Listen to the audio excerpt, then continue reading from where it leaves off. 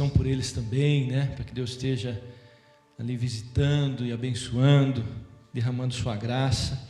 Amém, queridos? Vamos abrir nossas Bíblias lá na segunda carta de Paulo aos Tessalonicenses.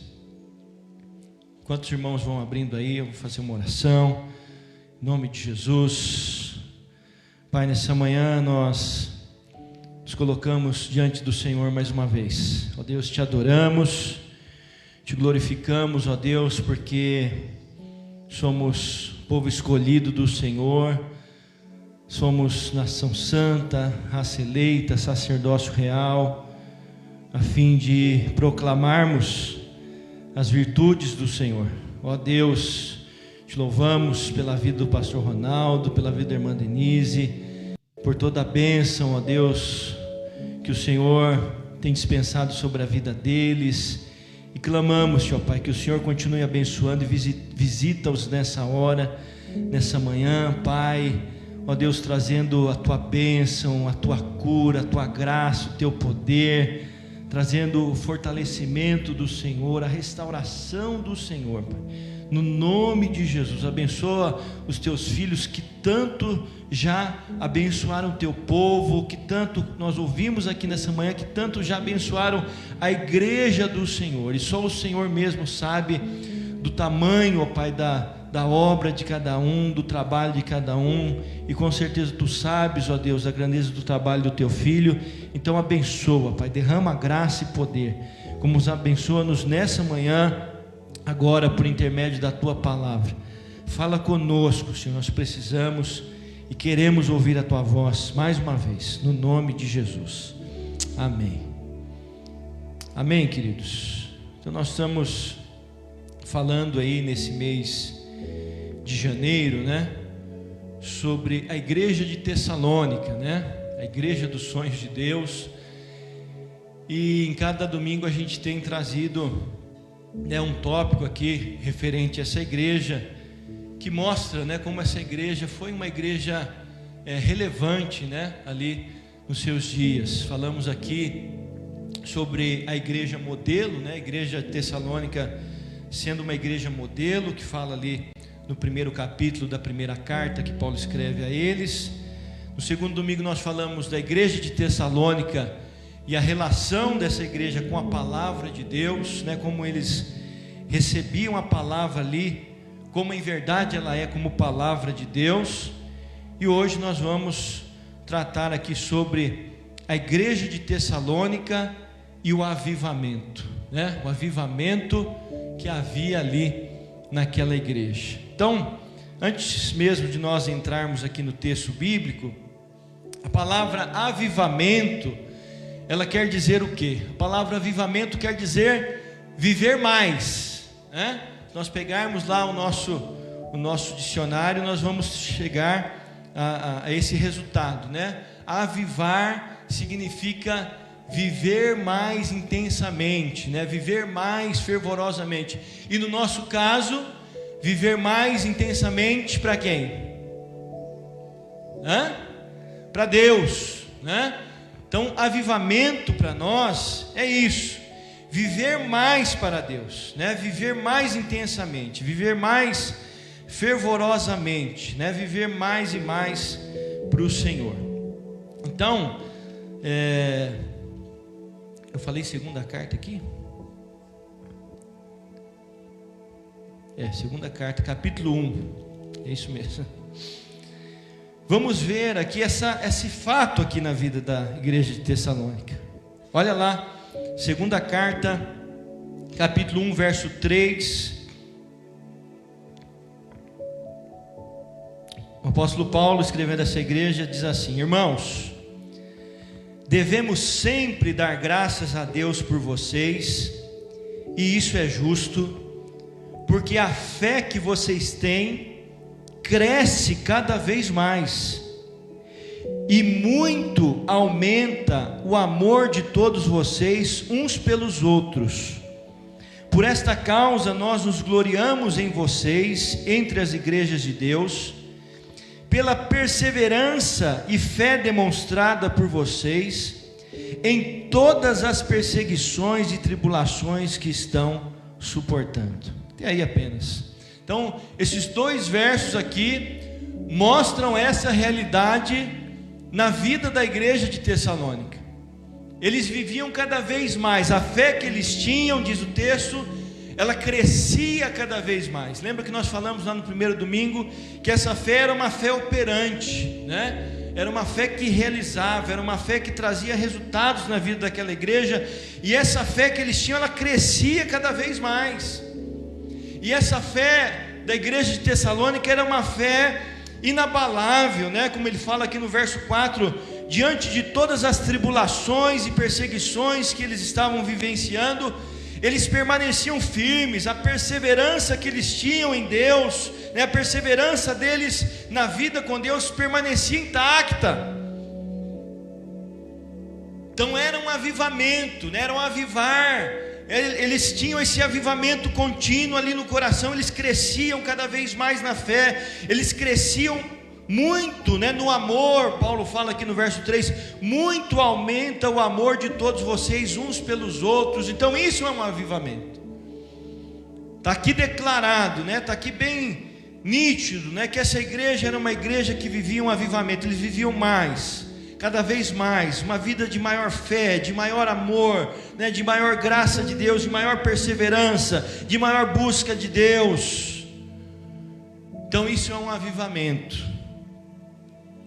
Agora vamos fazer umas considerações aqui, né? Porque a gente fala de viver um avivamento, né? De viver uma vida assim mais para Deus, de nos enchermos do Espírito, de sermos cheios da presença de Deus e nos dedicarmos, né, cada vez mais ao Senhor. Mas um cristão avivado, né, um crente avivado, ele não deixa de ser perseguido pelo diabo. Se nós voltarmos um pouco aí para a primeira carta, olha lá na primeira carta que Paulo escreve a essa igreja, no capítulo 2, no versículo 18, 1 Tessalonicenses 2,18, Paulo diz assim a eles: quisemos visitá-los, eu mesmo Paulo quis, e não apenas uma vez, mas 2, Satanás porém nos impediu. E no capítulo 3, no verso de número 5, Paulo também fala assim a essa igreja: por essa razão, não suportando mais, enviei Timóteo para saber a respeito da fé que vocês têm, a fim de que o tentador não os seduzisse, tornando inútil o nosso esforço. Então Paulo está falando aqui que essa igreja, apesar de ser uma igreja avivada, estar vivendo cada vez mais para Deus, Satanás quer barrar os caminhos, né? Satanás quer trazer ali uma certa resistência para que a obra do Senhor não progrida. Satanás, ele tem, como ele é chamado aqui de o tentador, né? Ele tem tentado seduzir a igreja, né? Para que todo esse trabalho que tem acontecido ali no meio da igreja, ele não se desenvolva. Então não pensemos nós que eu estou cheio do Espírito Santo, né? O Satanás está debaixo do meu pé e ele não pode nada. Eu estou dizendo que ele pode alguma coisa, né, contra a nossa vida, porque aquele que nasceu de Deus, o Senhor o guarda, o maligno não lhe toca, né? Mas nós precisamos estar atentos, alertas, vigilantes sempre, porque embora cheios do Espírito, embora vivendo um avivamento, Satanás vai continuar trabalhando contra a nossa vida, e nós temos que entender que essa guerra espiritual, ela é uma contínua na nossa vida. Nós não podemos, né, abrir mão, nós não podemos, né, abaixar a guarda, nós não podemos achar que, eu estou avivado, então Satanás não vai fazer mais nada. Engano nosso. Ele vai continuar ao nosso derredor, rugindo como leão, buscando alguém que ele possa devorar. Então nós precisamos estar alertas, vigilantes, sóbrios, firmes na fé. Embora vivamos um avivamento, né, um crente avivado, ele não deixa de precisar ser fortalecido por outros irmãos. Olha o que Paulo escreve aqui, que Paulo fala a eles no capítulo 3, voltando lá para a primeira carta de novo. Primeira carta, capítulo 3, verso 1 e 2. Paulo diz assim à igreja de Tessalônica: por isso, quando não pudemos mais suportar, achamos por bem permanecer sozinhos em Atenas, e assim enviamos Timóteo, nosso irmão e cooperador de Deus no Evangelho de Cristo, para fortalecê-los e dar a vocês ânimo na fé. Embora aquela igreja estivesse passando e vivenciando um grande avivamento, era necessário que eles fossem fortalecidos, que eles fossem animados, né? Que eles fossem ali visitados por Timóteo. Paulo queria ir, mas não conseguiu, mas Timóteo então foi enviado por Paulo para estar ali fazendo, né, esse papel ali na vida da igreja. Às vezes nós achamos que por estarmos avivados, né, a gente não precisa de mais ninguém. Não, isso aí eu dou conta, né? A gente acha que pode sozinho. A gente acha que, né, tem todo o poder e que não precisa nem ir na igreja mais, porque eu vivo em casa, né? Em casa mesmo eu tô bom assim, tá. Não, nós precisamos uns dos outros. Esse é o princípio do corpo da igreja, né? É interdependência. Nós precisamos uns dos outros. Até porque nós não temos todos os dons e todos os talentos. Nós precisamos uns dos outros para nos fortalecer, para nos edificar, para nos exortar, para nos animar, para sermos renovados na presença do Senhor e continuarmos experimentando um avivamento. Então não pensemos nós isso, não sejamos enganados. Às vezes a gente tem essa falsa impressão de que por estarmos avivados nós estamos acima, né? Não, eu estou acima da média, né? Eu sou mais espiritual e eu posso, né? Não, nós precisamos, pelo contrário, né? Quando nós alcançamos um avivamento, nós temos que ter essa percepção, né, de que seja quem for, né, o irmão que for pode nos abençoar, pode ser um canal e vai ser um canal de bênção na nossa vida. Então isso não pode nos levar, o avivamento não pode nos levar a essa ideia egocêntrica de que nós nos bastamos a nós mesmos, né? Um crente avivado também, ele não pode deixar de ter em mente, né, de que ele precisa de crescimento. Nós precisamos crescer continuamente. O avivamento, quando ele acontece na nossa vida, ele tem que ser a porta de entrada para todas as bênçãos espirituais que o Senhor tem nos preparado. O avivamento não é um fim em si mesmo. Eu estou avivado, não preciso de mais nada, né? A gente acha que não precisa mais ler a Bíblia ou livros ou buscar conhecimento porque a gente já está avivado. Não, é o contrário disso. Nós precisamos de crescimento, e Paulo fala isso para os irmãos lá também, no versículo de número 10 desse mesmo capítulo 3 aí da primeira carta. Ele diz assim para os irmãos: olha, noite e dia insistimos em orar para que possamos vê-los pessoalmente e suprir o que falta à sua fé. Puxa, falta a sua fé, mas é uma igreja que está avivada, mas falta que o próprio Deus, nosso Pai, nosso Senhor Jesus, prepare o nosso caminho até vocês, que o Senhor faça crescer e transbordar o amor que vocês têm uns para com os outros e para com todos, que Ele fortaleça o coração de vocês, para serem irrepreensíveis em santidade diante de nosso Deus e Pai, na vinda de nosso Senhor Jesus com todos os seus santos. Então é preciso crescimento, né? Um crente avivado, ele não chegou, até porque não existe, né, um limite, não existe um patamar que a gente chega e fala assim: não, eu já aprendi tudo. O Senhor é uma fonte inesgotável, irmãos, né? A palavra do Senhor diz na carta aos Colossenses, Paulo escrevendo aos Colossenses, diz que em Jesus estão escondidos todos os tesouros da sabedoria e do conhecimento. Nós cantamos aqui, né, com profundas riquezas, o saber e o conhecer de Deus. Ó profundidade, né? Paulo fala na carta aos Romanos, ó profundidade da sabedoria. E nós precisamos cada vez mais nos encher dessa sabedoria, desse conhecimento, buscarmos cada vez mais, né, esse crescimento na graça, né, e no conhecimento do Senhor.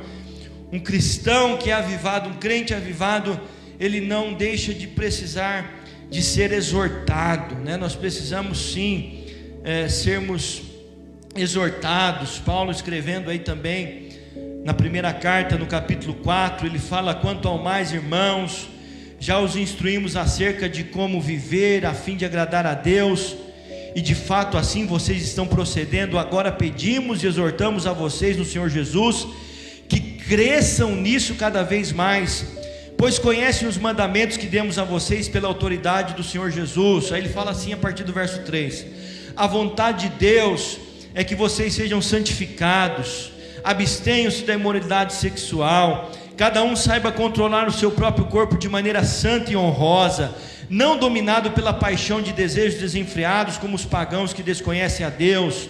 Nesse assunto ninguém prejudique seu irmão, nem dele se aproveite. O Senhor castigará todas essas práticas, como já dissemos e asseguramos, porque Deus não nos chamou para a impureza, mas para a santidade. Paulo está exortando a igreja, né, a viver em santidade, a se abster das práticas imorais, né, que não agradam ao Senhor. Então, você está avivado, amém, glória a Deus, cresça cada vez mais, mas você continua precisando ser exortado pelo Senhor a cada dia.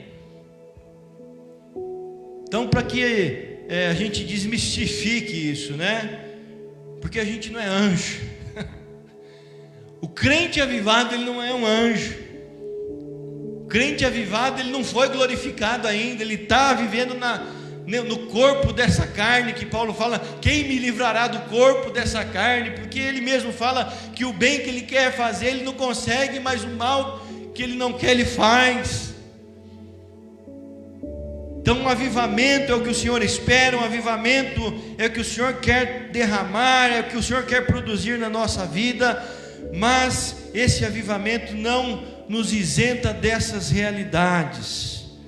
Nós vamos continuar lutando contra a carne, contra o mundo, contra o diabo, até que o Senhor venha, até o dia da volta do Senhor. Aí sim, lá mais não haverá pecado, né? Porque a carne e o sangue não podem herdar o reino de Deus, e ali nós receberemos um corpo glorificado, né? Um corpo que vai ser revestido de incorruptibilidade, né? Incorruptibilidade não é só com relação à morte, mas é com relação ao pecado, né?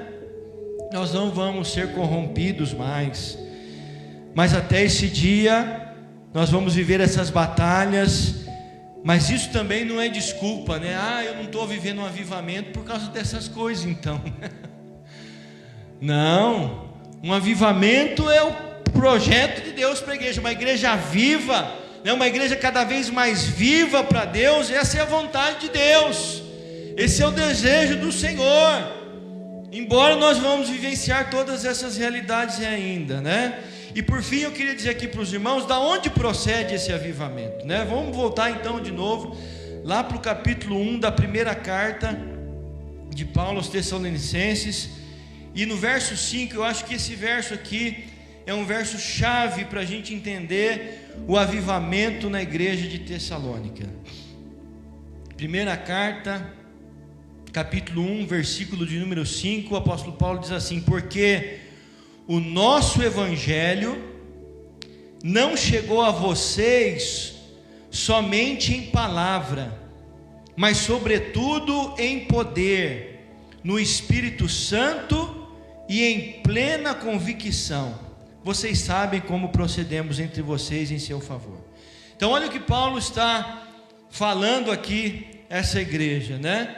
Que o evangelho por ele pregado, ao qual ele havia recebido do Senhor Jesus, esse evangelho chegou até os irmãos ali em Tessalônica com poder, chegou no Espírito Santo e chegou também em plena convicção.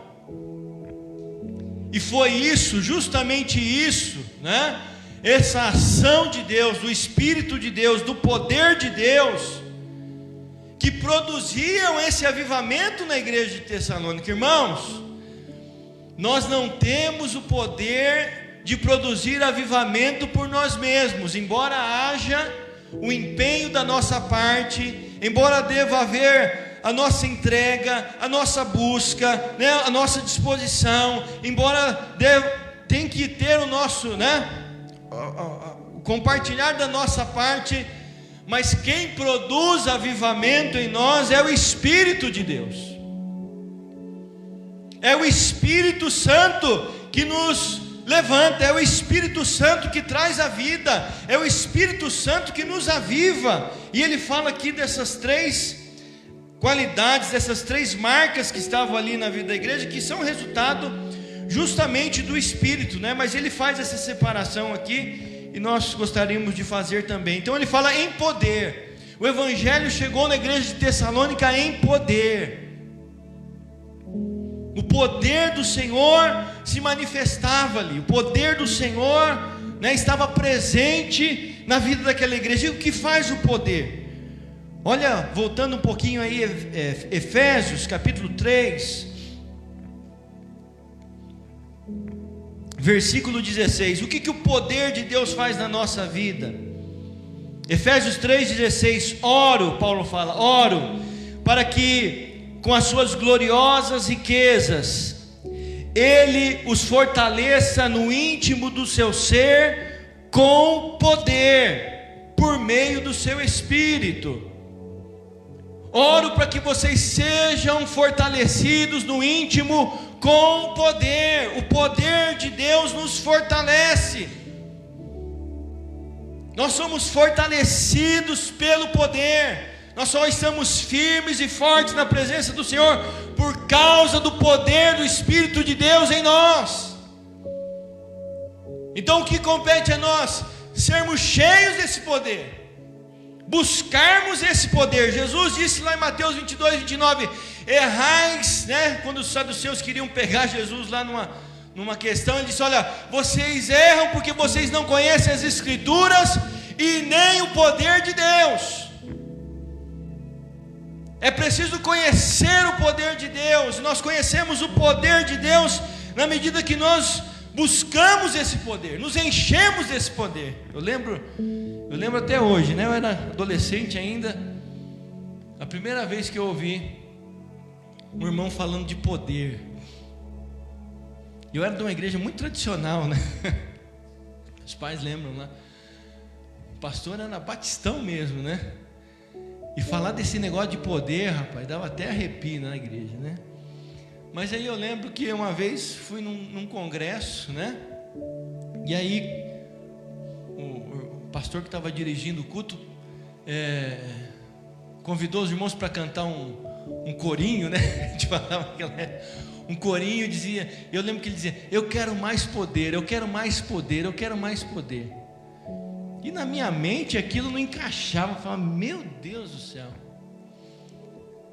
porque não havia sido ensinado, nunca tinha ouvido, né, a respeito do poder do Espírito Santo, embora fosse ensinado na palavra, mas essa parte era sucumbida, né, do ensino. Para que esse irmão quer poder? Eu ficava pensando comigo, mas mal eu sabia que Deus ali já estava, né, trabalhando no meu coração, querendo me mostrar algo mais que Ele podia e queria derramar sobre a minha vida. Para que esse cara quer mais poder, mais poder, mais poder? E aí depois então, né, fui entender, e o Senhor começou a nos abrir a mente, né, os olhos, para que nós pudéssemos ser cheios do poder do Senhor, cheios do Espírito de Deus. E é uma coisa gloriosa. Então nós precisamos buscar esse poder, nós precisamos conhecer do poder do Senhor. É no poder de Deus, é no poder do Espírito Santo que nós, como igreja do Senhor, somos capacitados para fazer a obra de Deus. Jesus disse para os discípulos, antes de ser assunto aos céus, né? Jesus disse: permaneçam na cidade até que do alto sejais revestidos de poder. Jesus determinou para eles: vocês não estão autorizados, né? Como que Jesus estivesse dizendo assim: Vocês não estão aptos para sair e pregar e evangelizar sem antes serem revestidos do poder. Porque é o poder do Espírito de Deus que vai dar a vocês a capacitação para fazer e para operar sinais e maravilhas. É o Espírito de Deus, é o poder do Espírito que vai conceder a vocês os dons necessários para fazer a minha obra. É o poder do Espírito Santo que vai nos fortalecer de tal maneira que, se vocês passarem por lutas, perseguições, prisões, e até mesmo se vocês tiverem que entregar a vida de vocês à morte, vocês vão estar prontos por causa do poder. Vocês serão minhas testemunhas, né? Jesus disse, Atos 1:8, esse é o texto clássico, né, do avivamento. Mas recebereis poder ao descer sobre vós o Espírito Santo, e sereis minhas testemunhas. E testemunhas ali no original grego é mártires. Vocês vão receber poder para que, se preciso for, vocês sejam mártires, como muitos o foram. Então nós precisamos desse poder para viver um avivamento, né? Para que a gente viva mais para Deus, mais intensamente, mais fervorosamente, para que a gente seja esse instrumento que Deus quer que sejamos, para que sejamos capacitados pelo Senhor para fazer essa obra, para que estejamos fortalecidos em Deus, independente das circunstâncias que nos rodeiam. O poder do Senhor precisa encher a nossa vida, irmãos. Nós precisamos ser cheios do poder do Senhor.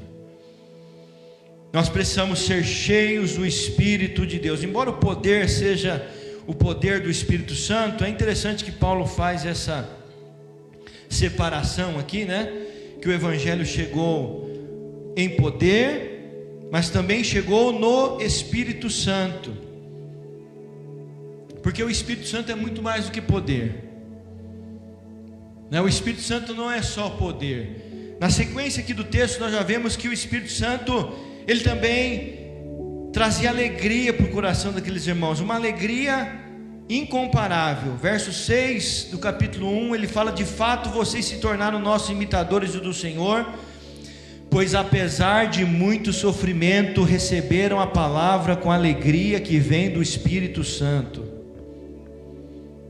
O Espírito de Deus estava soprando na vida daquela igreja de tal maneira que eles recebiam uma unção de alegria, óleo de alegria, transbordava o coração daquela igreja de tal maneira que eles estavam sendo perseguidos.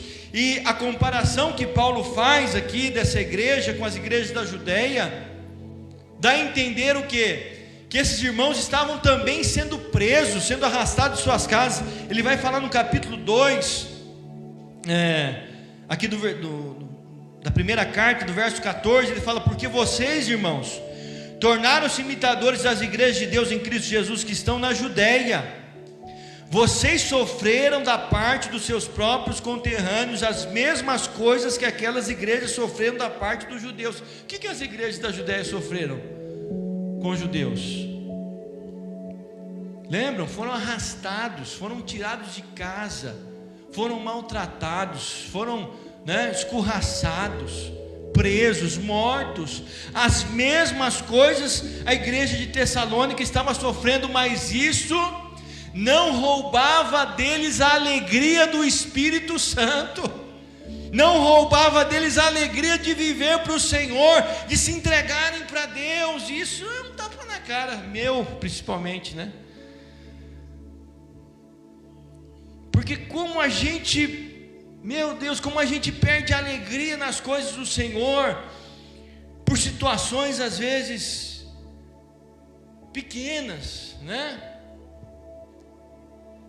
Às vezes a gente deixa a alegria do Senhor ser tragada da nossa vida, as situações, as circunstâncias. A gente não consegue algo, um plano que a gente tem, um projeto que a gente sonhou, e aí as coisas não andaram tão bem, e a gente já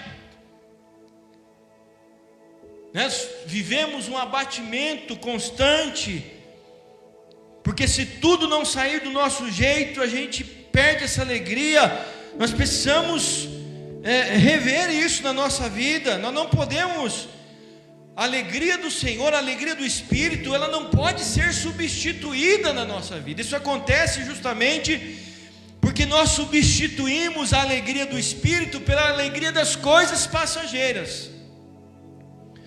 Quando nós nos alegramos, e nos regozijamos, só quando as coisas vão bem na nossa vida e quando tudo dá certo, isso é um sinal de que a gente está substituindo a alegria do Senhor pela alegria das coisas da vida. Eu não estou dizendo que essas coisas são más, eu não estou dizendo que é errado a gente se alegrar nas bênçãos de Deus. Pelo contrário, nós temos que exaltar, exultar, glorificar a Deus mesmo. Mas ainda que essas coisas não ocorram, do jeito que a gente imaginou, do jeito que a gente sonhou, do jeito que a gente projetou, a alegria do Senhor é a nossa força. Nós precisamos ser cheios da alegria do Espírito de Deus. O Espírito de Deus vai nos proporcionar alegria. Eu não sei o que a gente vai passar esses 4 anos, esse novo governo, mas a alegria do Senhor é a força da igreja. Nós vamos continuar nos alegrando em Deus, exultando no Senhor, ainda que a figueira não floresça, não haja fruto na vide, o produto da oliveira minta, e não haja vacas no curral, eu todavia me alegrarei no Senhor, exultarei no Deus da minha salvação. Alegria do Espírito, alegria do Espírito. Aplauda ao Senhor, a Ele a honra e a glória. O Espírito não é só alegria, ele tem todo o fruto do Espírito, Por isso nós vemos o avivamento aqui na igreja de Tessalônica. Qual é o fruto do Espírito? Gálatas 5. O fruto do Espírito é amor, paz, alegria, mansidão, longanimidade, bondade, benignidade, domínio próprio, temperança. Esse é o fruto do Espírito, fidelidade. Então, na medida que nós somos cheios do Espírito de Deus, na medida que o Espírito de Deus tem mais espaço e lugar na nossa vida, e quanto mais nós deixamos Ele trabalhar, e quanto mais nós buscamos a Deus em oração, em jejum e na palavra, o Espírito de Deus vai transbordando a nossa vida. E aí o fruto do Espírito, você quer saber se alguém é cheio do Espírito Santo? Se ele fala em língua, se ele profetiza? Não. Os dons são capacitações do Espírito? São. É o Espírito quem dá. Mas os dons são irrevogáveis. O dom que Deus dá, ele não volta atrás. Você quer saber se alguém está cheio do Espírito? Não é pelos dons, é pelo fruto. Porque é quando nós somos cheios do Espírito Santo que o fruto, então, ele é evidente. Se alguém é cheio do amor, por isso nós falamos, e com toda convicção, de que a igreja de Tessalônica era uma igreja que estava vivendo um avivamento, porque eles estavam cheios de amor, eles estavam cheios de fé, cheios de fidelidade. Olha, nós estamos sofrendo tudo isso, mas nós permanecemos fiéis a Deus. É o fruto do Espírito, é o fruto do Espírito sendo gerado. É o fruto do Espírito sendo abundante na nossa vida, no nosso coração. Então vamos nos encher do Espírito, amados, Enchei-vos do Espírito, falando entre vós com salmos, hinos e cânticos espirituais. Não vos embriagueis com vinho, no qual há dissolução, mas enchei-vos do Espírito. Isso é um mandamento, não é uma opção, é um mandamento do Senhor. Enchei-vos do Espírito.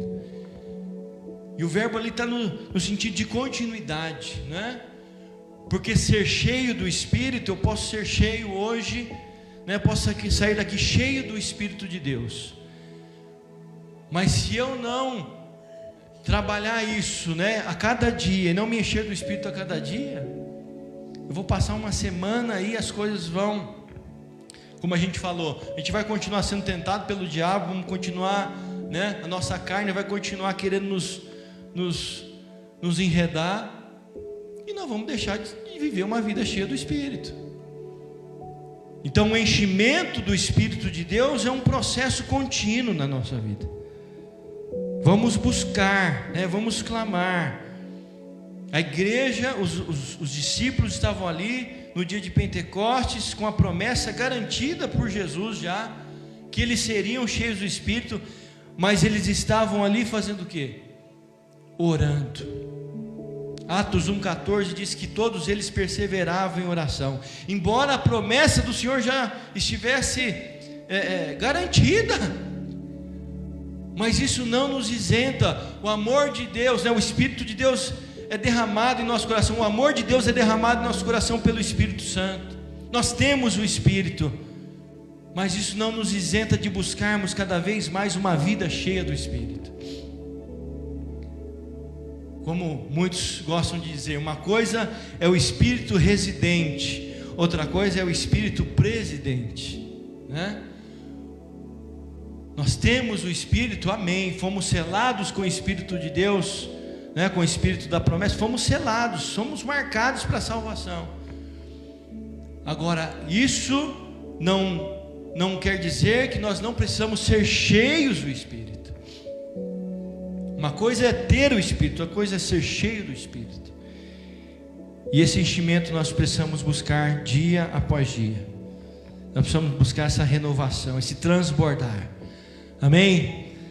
Que o Senhor nos encha, que o nosso coração seja transbordante de todo o fruto do Espírito de Deus. E por fim ele vai dizer que o Evangelho também chegou em plena convicção. O Evangelho, nosso Evangelho não chegou a vocês somente em palavra, mas em poder, no Espírito Santo e em plena convicção. Plena convicção. Não havia espaço, para incredulidade.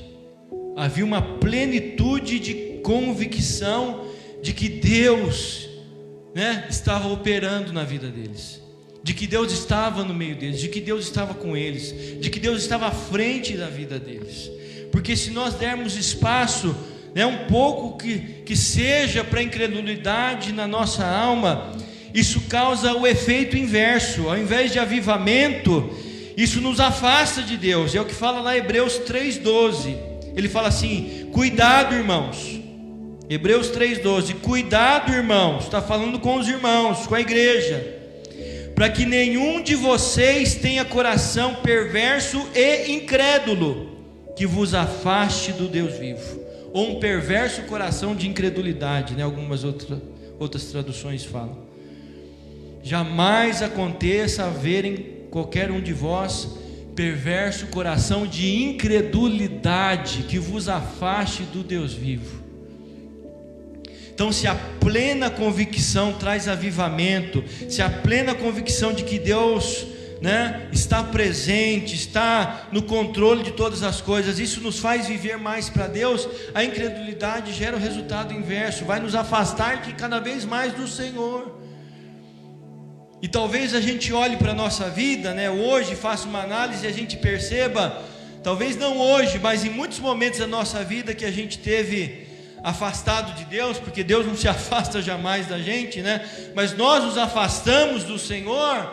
Por quê? Porque a incredulidade ganhou espaço no nosso coração. A incredulidade foi minando a nossa vida, foi minando a nossa fé, e nos tirou a plena convicção do agir de Deus. Então, para que haja um avivamento hoje em nós, e em todas as épocas isso, para que o avivamento aconteça, para que nós sejamos levados a viver mais e mais para o Senhor, uma vida de mais amor, de mais fé, de mais perseverança, de mais busca do Senhor, é preciso que haja plena convicção, plena convicção. Por isso que o diabo luta tanto, contra a igreja, para que ela seja abalada na fé. E por isso que Pedro fala que nós devemos resistir ele firmes na fé. Tiago fala que nós devemos resistir ao diabo. É uma resistência na fé. A fé precisa permanecer. E é a plena convicção, A fé é a plena convicção de que Deus está conosco. Deus está conosco, irmãos. Amém? Não podemos ter dúvida disso. Jesus garantiu isso, ele disse: eis que estou convosco todos os dias, até a consumação dos séculos.